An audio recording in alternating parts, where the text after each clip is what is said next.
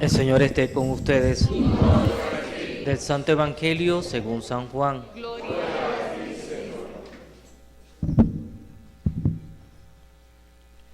En una ocasión dijo Jesús: mis ovejas obedecen cuando yo las llamo. Yo las conozco y ellas me siguen. Yo les doy vida eterna y no se perderán jamás, y nadie las arrebatará de mis manos. El poder que me ha dado mi Padre es mayor que el que todos los demás, y nadie puede arrebatarla de la mano de mi Padre. El Padre y yo somos uno. Palabra del Señor.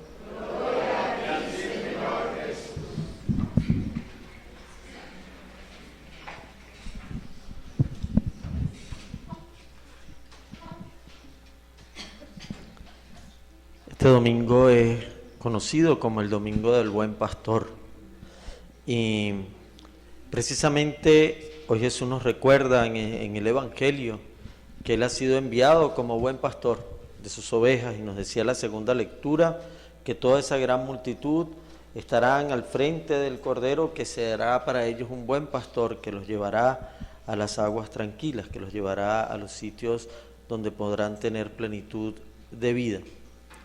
Y es para nosotros muy reconfortante, en medio de todo lo que nosotros vamos viviendo, saber que el mismo Dios, Jesús, se comprende y le da sentido a su existencia en el querer darnos a nosotros vida plena, que Él está comprometido muy seriamente con nosotros en que alcancemos la plenitud de vida, que, como dice el mismo Evangelio, yo vine para que tengan vida y la tengan en abundancia. Y Dios, ninguno de nosotros se pone a inventar un carro para que no funcione, ni se pone a inventar un instrumento musical para que no suene bien. O sea, no tiene sentido hacer algo para verlo perder, sino que cuando uno se empeña en crear algo, uno busca que ese algo esté en las mejores condiciones posibles. Pues Dios, que nos creó para que estemos plenos, no para que estemos mediocremente en este mundo y de manera miserable. Y precisamente el Señor, el buen pastor, está, y toda su palabra, sus sacramentos, su presencia en nuestra vida está ordenada a que nosotros podamos alcanzar plenitud de vida.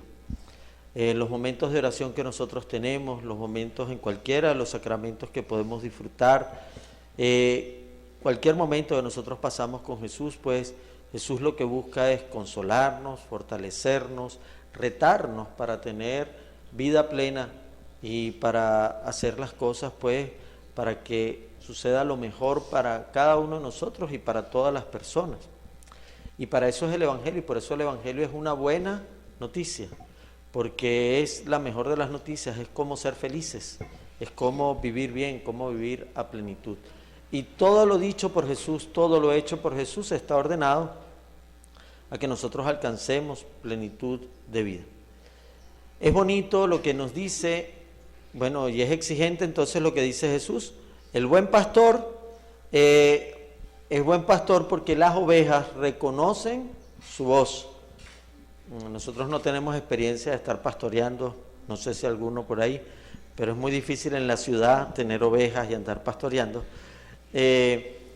Pero basta la voz del pastor para que se vayan orientando las ovejas, y ellas son muy mansas, no tienden a ser tan alebrestados como otros animales, pues. Y ya el pastor, cuando se hace de la confianza de sus ovejas, lo que dice Jesús, pues las ovejas reconocen su voz y van a donde Él va, a donde Él les dice, y pues son fáciles de llevar. Y precisamente Jesús utiliza esa imagen diciendo: epa, si yo soy el buen pastor, ustedes tienen que ser las buenas ovejas. O sea, si me reconocen como pastor y mi tarea es buscar los mejores pastos, mis tareas es cuidarlos, protegerlos, ustedes también tienen que dejarse amar, dejarse querer, dejarse cuidar. De esto saben bastante las mamás, ¿verdad? Y los profesores. Cuando uno está trabajando con adolescentes, en esa etapa de la vida donde uno se las sabe todas, qué terrible es Bueno, porque cuando uno dice por aquí, van por allá. Cuando uno dice no, es sí. Cuando uno dice sí, es no. Y bueno, después se van dando los trancazos y uno le toca sobarlo. Porque qué difícil es cuidar a quien no se quiere dejar cuidar. Pero esto no pasa solo en la adolescencia. Ya cuando nos van pasando los años, esa segunda adolescencia, infancia, ¿verdad? Ya cuando uno cumple los 80, 70, también igual, mira, haz esto y se hace lo otro. Qué bien es cuidar a alguien que se deja cuidar. Pero cuando no, miren, salen las canas, se cae el cabello, genera mucho estrés porque uno sabe, tiene la responsabilidad, pero qué duro es cuidar a quien no quiere ser cuidado. Una vez alguien me decía, tratando de imponerme algo, yo lo voy, pero que no decía que me lo iba a imponer, sino que me iba a ayudar. Entonces, yo lo ayudo quiera o no quiera. Era un supervisor del ministerio. Y yo le dije, vamos a ver qué tanto puede. Y es que no se puede ayudar a alguien cuando no quiere ser ayudado. Una vez estaba trajinando yo con alguien con problemas de droga y me explicó la gente de Hogares Crea que no pensara en que yo lo iba a sacar de las drogas, que me olvidara de esa meta, que de las drogas o salía él o no salía, que yo podía ayudarlo, motivarlo, ayudar a que aceptara que tenía un problema, motivar a que podía enfrentarlo, pero de ese problema salía él porque se había metido él y salía él. Pero así es con todas las situaciones en la vida, o sea, al fin y al cabo Dios nos regaló la libertad y los que decidimos si vamos o no vamos somos nosotros. O sea, nos pueden tener a regañadientes, una mamá puede tener controlado a un muchacho a regañadientes por un buen tiempo, pero apenas se descuide va a agarrar para donde quiera.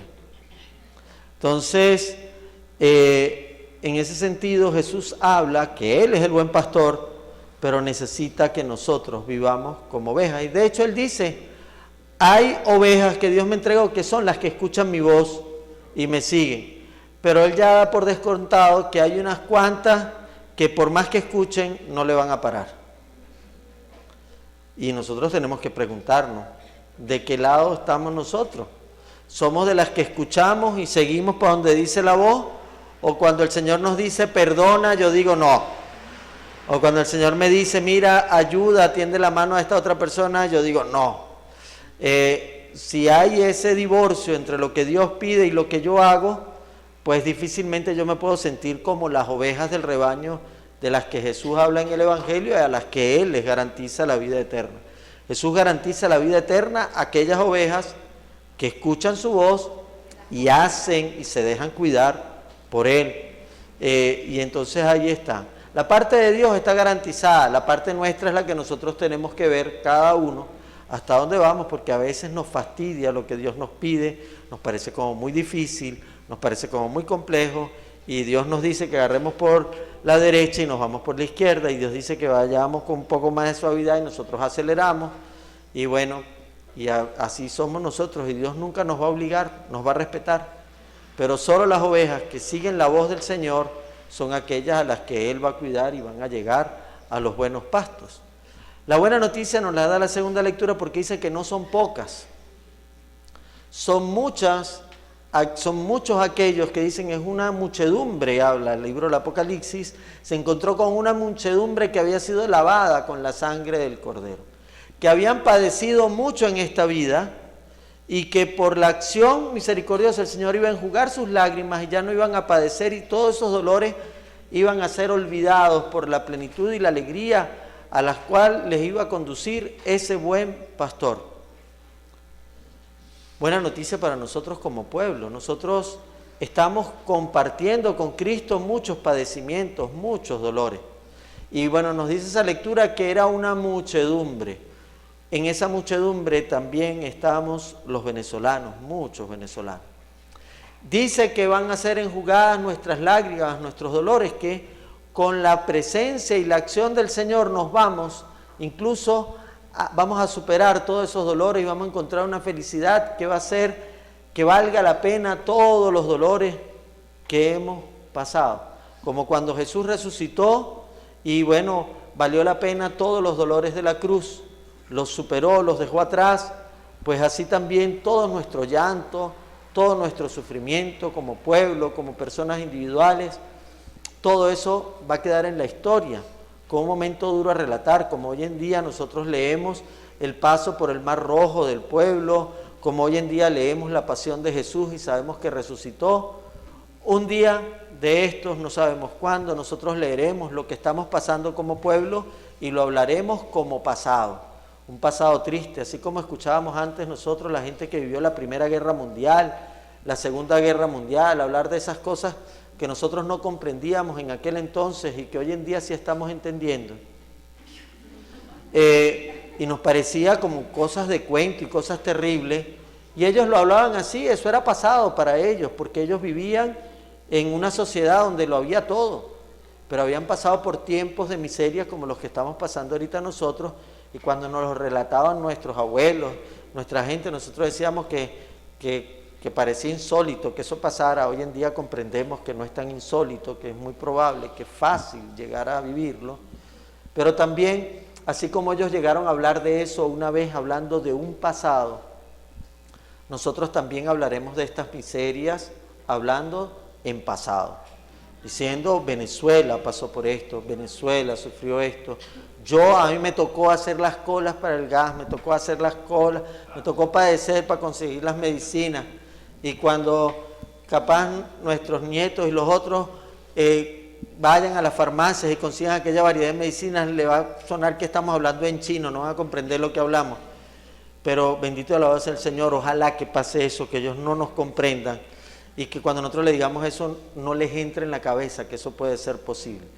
Pues la palabra de Dios nos habla de eso, nos habla así de la tribulación. El libro del Apocalipsis fue escrito cuando se perseguía a los primeros cristianos, cuando se les servía a los cristianos como comida a los leones.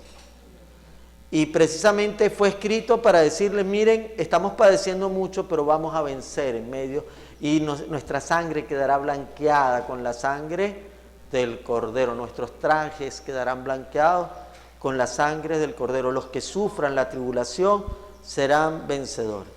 Nosotros hoy en día estamos viviendo una gran tribulación, pero seremos vencedores. Y seremos vencedores en la sangre de Cristo.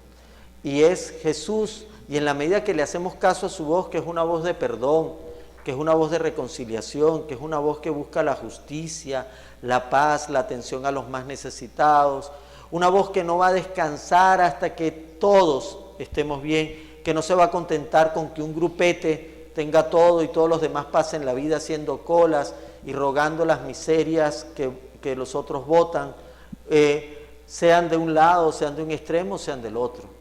Pues nosotros no podemos descansar nunca, porque el Señor nunca va a descansar hasta que no haya justicia para todos, hasta que no haya alimento para todos, hasta que todos nos podamos sentir bien, porque todos somos hijos de Dios, no solo una parte del pueblo, no solo los que apoyan unas ideas, todos somos hijos de Dios, y precisamente Dios no va a descansar hasta que alcancemos eso, y nosotros que somos sus hijos, obedientes a Él, desde donde estamos, sea educación, sea medicina, en cualquier área donde nosotros nos encontremos, en nuestra comunidad, en nuestra familia, nosotros tenemos que ir impulsando el mensaje de Dios, que es un mensaje de vida.